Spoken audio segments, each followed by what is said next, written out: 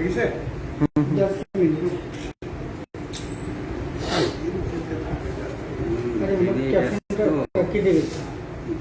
Point আছে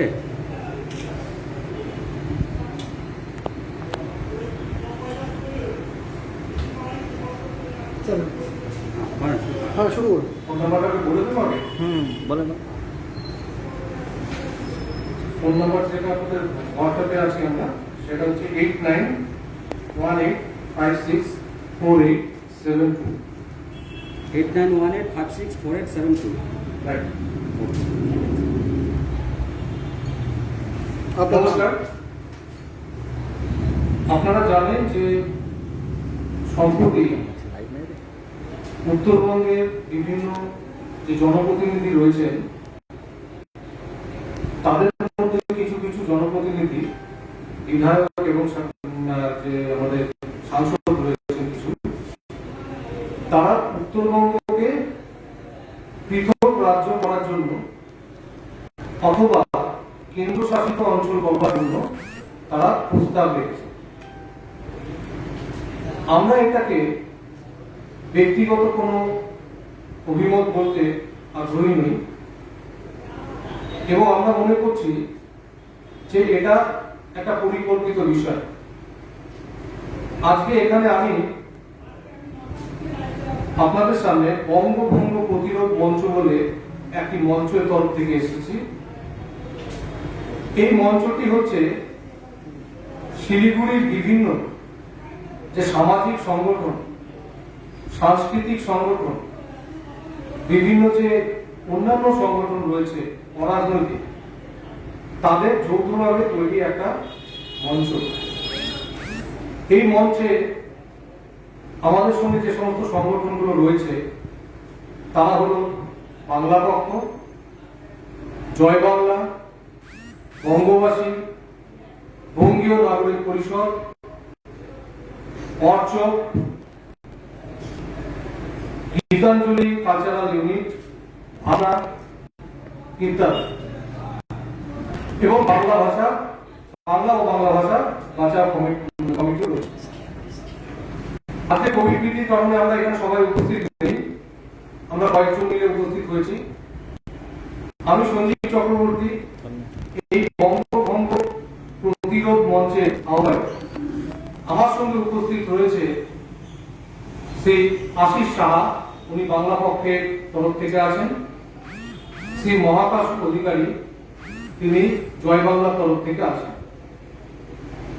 আজকে আমাদের এই মঞ্চ গঠনের কারণ সেটা হচ্ছে যে আমরা দেখলাম একটা রাজনৈতিক বিশেষ দলের অর্থাৎ বিজেপি পার্টির তরফ থেকে বেশ কিছু জনপ্রতিনিধি আজকে বঙ্গভঙ্গের প্রস্তাব আনছেন। বিজেপি রাজনৈতিক দলটি বলছে যে তারা এর সঙ্গে সহমত নয়, এটা তাদের ব্যক্তিগত মতামত।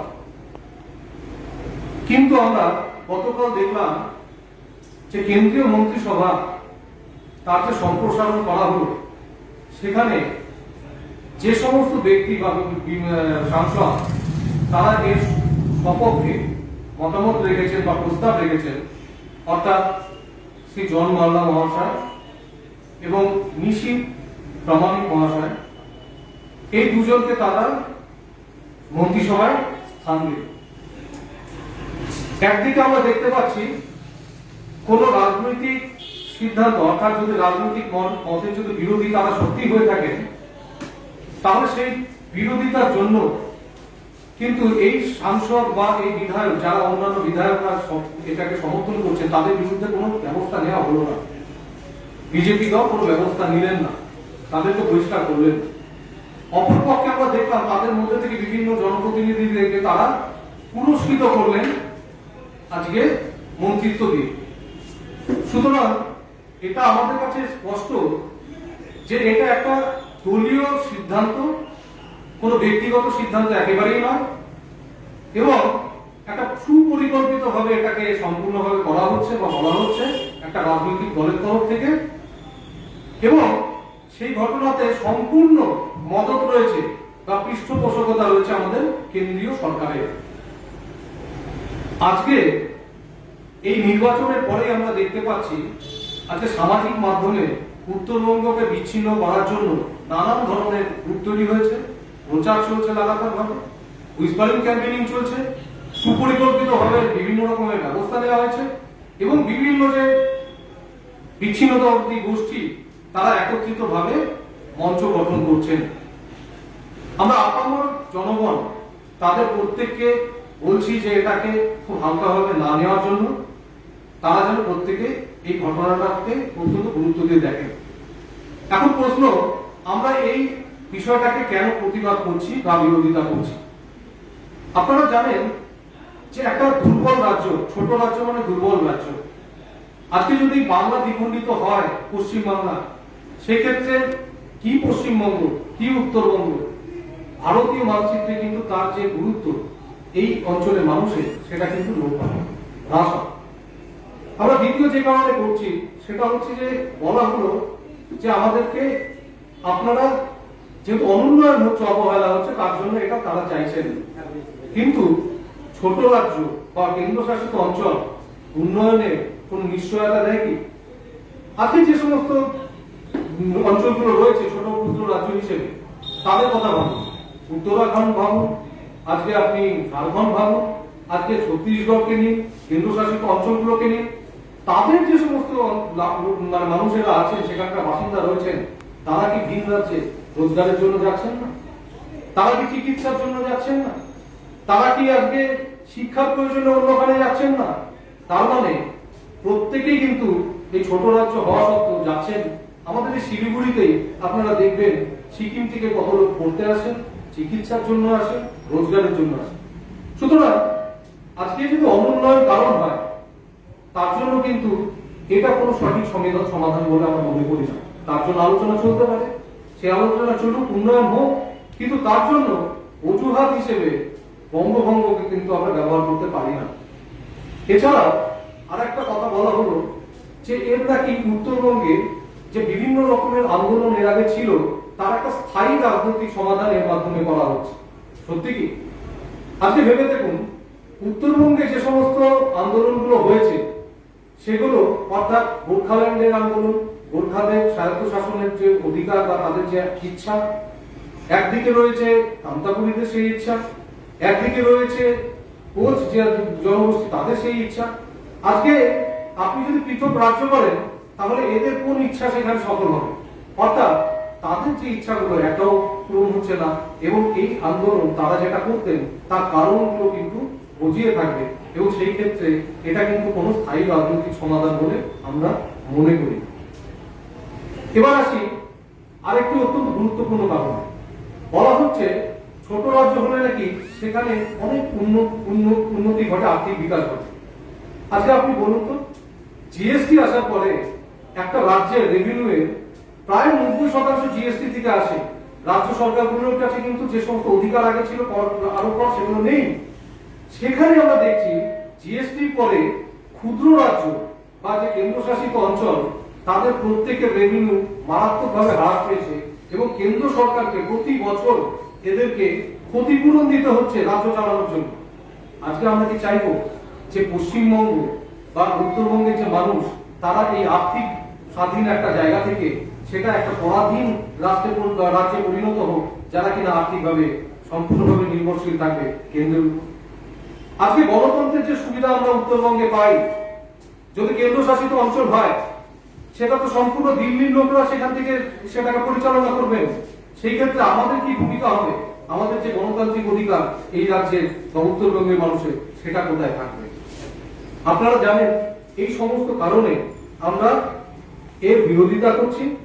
আমরা সমস্ত রাজনৈতিক সংগঠন শিলিগুড়ি তথা সারা উত্তরবঙ্গ তথা সারা পশ্চিমবঙ্গে প্রত্যেককে আমরা অনুরোধ করছি যে এক বাক্যে আসুন, যৌথভাবে আজকে বাংলার স্বার্থে, ইভেন আমরা আপনাদেরও সহায়তা চাইছি, সামাজিক সংগঠন, বিভিন্ন সাংস্কৃতিক সংগঠন, বিভিন্ন যে অরাজনৈতিক সংগঠন, এই বাংলা প্রত্যেকেরই মা, এই বাংলার স্বার্থে একত্রে একসাথে আমাদেরকে হতে হবে। আপনারা আসুন, আমরা রাজনৈতিক দলদের কাছে, প্রত্যেক রাজনৈতিক দলকে আমরা অনুরোধ করছি এই মঞ্চকে আপনারা সমর্থন করুন। আজকে চোখ বুঝে থাকলে তো ধর থেমে যায় না, যে যেখানে কিনা আজকে এই আন্দোলনকে কেন্দ্র করে সরকারি মদতে সেটা ঘটছে এবং কেন্দ্র সরকার তাকে পৃষ্ঠপোষকতা করছে, একটা বৃহত্তম রাজনৈতিক দল ভারতবর্ষের তাকে সেটাকে মানে গ্রহণ করেছে। আমাদের কিন্তু সবার আগে উচিত এক পক্ষে হওয়া। আমরা দাবি জানাচ্ছি যে যে সমস্ত সাংসদ যারা কিনা এই উত্তরবঙ্গকে পৃথক করার জন্য, বঙ্গভঙ্গ করার জন্য প্রস্তাব এনেছেন, অবিলম্বে তাদেরকে কেন্দ্রীয় মন্ত্রিসভা থেকে বাতিল করতে হবে। প্রয়োজনে যারা এর সমর্থক নন তাদেরকে গুরুত্বপূর্ণ মন্ত্রী করতে হবে, পূর্ণ মন্ত্রী করতে হবে উত্তরবঙ্গের স্বার্থে। আমরা বিজেপির দলের কাছে স্পষ্টভাবে বলতে চাই, আপনারা যদি মনে করে থাকেন যে আপনারা এই দাবির সাথে সহমত নন, তাহলে যে সমস্ত আপনাদের জনপ্রতিনিধি এই দাবি করছেন, অবিলম্বে তাদেরকে আপনারা বরখাস্ত করুন, বহিষ্কার করুন। তা যদি না করেন আমরা ধরে নেব যে আপনারা বঙ্গভঙ্গ চান। যেহেতু পৃথক রাজ্য চাই, পৃথক রাজ্য করতে চায় বাংলা, তাই মন্ত্রী ভাই আজ বাংলা। আমরা সেটাকে সবার সামনে রাখতে চাই, আপনাদের সহযোগিতা চাই এবং এই মঞ্চ অর্থাৎ বঙ্গভঙ্গ প্রতিরোধ মঞ্চ আমাদের সোশ্যাল মিডিয়া এবং বিভিন্ন ভাবে যখন যেরকম প্রয়োজন হবে কোভিড বিধি মেনে আমরা রাস্তায় নামবো। এর জন্য যে ধরনের প্রতিবাদ প্রয়োজন, যেরকম ধরনের কি হবে আমরা সেটা করব এবং বঙ্গভঙ্গ হবে না। আমি সঞ্জীব চক্রবর্তী, আমি আহ্বায়কের। আমাদের এই সংগঠনের মধ্যে বিভিন্ন সংগঠন রয়েছে যারা একত্রিত হয়ে এই যৌথ মঞ্চ গঠন করেছে। তারা হচ্ছে বাংলা পক্ষ, বঙ্গবাসী, বাংলা পক্ষ,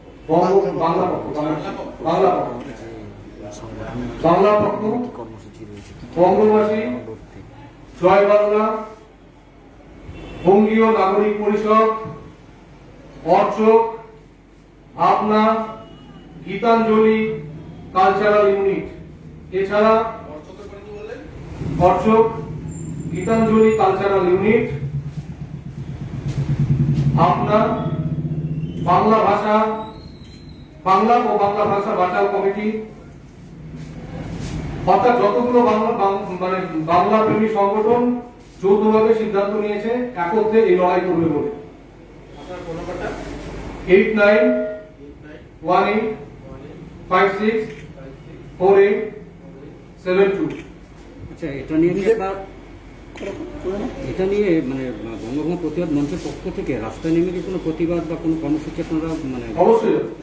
অবশ্যই ভাবে আমরা যে কোনো ধরনের মানে যেরকম ভাবে আমাদের সামনে পরিস্থিতিগুলো আসবে সেভাবে আমরা প্রতিবাদে নামবো। আমরা পথে নেমে হোক, মিটিং মিছিল যা করা সব করবো। আপনারা জানেন কোভিড বিধি চলছে, সেজন্য আমরা একটু ধীরে চলছি। আমরা আপাতত সোশ্যাল মিডিয়াতে এটাকে নিয়ে চলছি এবং আমাদের নিজেদের বিভিন্ন যে সংগঠনগুলো আছে শিলিগুড়ি সামাজিক সংগঠন, তাদের সঙ্গে কথাবার্তা চালাচ্ছি এটাকে মঞ্চটাকে আরো বড় করা। আমাদের মঞ্চটা এর মধ্যে গত সপ্তাহে তৈরি হয়েছে। বাংলা তো অনেকদিন আগেই বলেছে, বাংলা পক্ষে দিয়েছে, তার সঙ্গে নাগপুরবাড়ি বিধায়ক আরো যারা আছে তারাও অনেকেই তার ভিত্তিতে সমর্থন করেছে। তো বিক্ষিপ্তভাবে এতদিন আমরা দেখতাম দু একটা সংগঠন প্রতিবাদ করেছে, আপনারা এতদিন বাদে কেন? না, অ্যাকচুয়ালি দেখুন, সব থেকে বড় অসুবিধার জায়গা হচ্ছে কোভিডের কারণে কোনো মিটিং করা যায় না, কোনো মিছিল করা যায় না, জমায়েত করা যায় না। এটা আইন সিদ্ধ নয়। আমরা আইন বিরুদ্ধে কোনো কিছু করতে চাই না, কিন্তু আমাদের এই প্রতিবাদগুলো আমরা চালাচ্ছিলাম আমাদের বিক্ষিপ্তভাবে, আলাদাভাবে আমাদের বিচ্ছিন্ন সমস্ত সংগঠনগুলো। আমরা এবার ভাবলাম যে এটা তো একটা কমন ইস্যু, এটা একটা সাধারণ মানুষের ইস্যু। আজকে বাংলা ভাগের সঙ্গে জীবন মানে সম্পর্ক রয়েছে, যেখানে কিনা আপনি জানেন যে ছোট রাজ্যগুলো স্পষ্টভাবে অভিজ্ঞতা নিরিখে বলা যায় তাদের গঠনের পরে দেখা যাচ্ছে যে তাদের জিডিপি অর্থাৎ তাদের যে আজকে মানে উন্নয়ন, আর্থিক উন্নয়ন, মাথা পিছু আয়, তাদের যে সামগ্রিক আয়, সব দিক থেকে তারা পিছিয়ে তাদের মানে প্রতি বছর ক্ষতি হচ্ছে এবং সেটাকে কেন্দ্র সরকারকে ক্ষতিপূরণ দিতে হচ্ছে। আমরা যাবো কোথায়? একটা ছোট্ট উদাহরণ আপনাদের দিই। সেটা হচ্ছে ধরুন আজকে উত্তরবঙ্গ দক্ষিণবঙ্গ থেকে পৃথক হয়ে গেল। সেই ক্ষেত্রে আজকে যে ব্যবসায়ী শিলিগুড়িতে এবং কলকাতায় ব্যবসা করেন, তার কলকাতায় গিয়ে একটা আলাদা জিএসটি নাম্বার নিতে হবে, আলাদা রিটার্ন সাবমিট করতে হবে শিলিগুড়ির জন্য। তো ব্যবসায়ীদের জন্য কত ক্ষতি, প্রত্যেকের জন্য ক্ষতি। যে দীর্ঘদিন ধরেই গোর্খাল্যান্ড এবং কামতাপুর রাজ্যের দাবি চলছে, তো তারপরেও আপনারা এতদিন এর আগেও কোভিড ছিল না, তখন তারা আপনারা কোনো